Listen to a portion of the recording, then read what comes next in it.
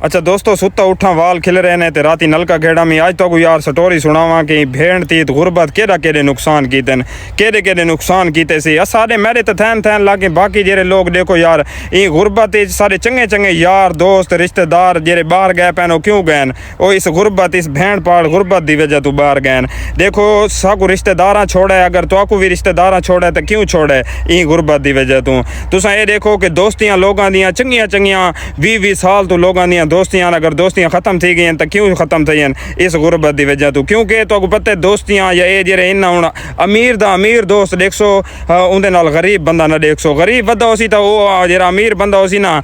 चलेंदा अपनी मन मर्जी हो सी। मैं कोई वड्डा अरमान लगई गुरबत ते और मैं तो कहता पिया कुछ मेरे को भी ज्यादती थी गई है तो कुछ अगले बंदे की भी ज्यादती है। ये गुरबत इतना वड्डा नुकसान किया ना मेरे को ऐसे यार छिके सी यार जाता मैं को दिली तौर पर अरमान है और जरा मेरा ये दुख कदई भी नहीं पूरा थी बना ऐसे मेरे दोस्त ही गुरबत छिके। हूँ मैं तो रात की स्टोरी सुनावा रात ही में थी है कि तो पता है हाँ असा टिकटॉकर हैं सारे नाल छोरी तो ठीक ऐड होंगे ना कितनी ऐड होंगे ये मैं स्क्रीन शॉट भी इहदे ला दे सा ना स्क्रीन ते रात मैं को एक छुएर मैं को आके 1000 रुपया तो दे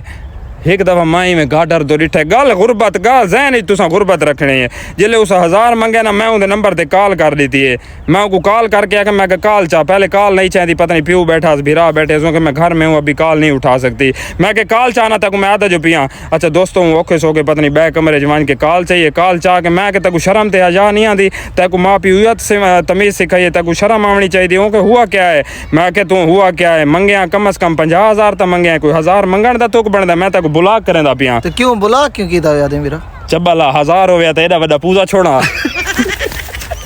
ठीक है ये सारा गुरबत है उगमाई में आखे भी मैं बड़ा बंदा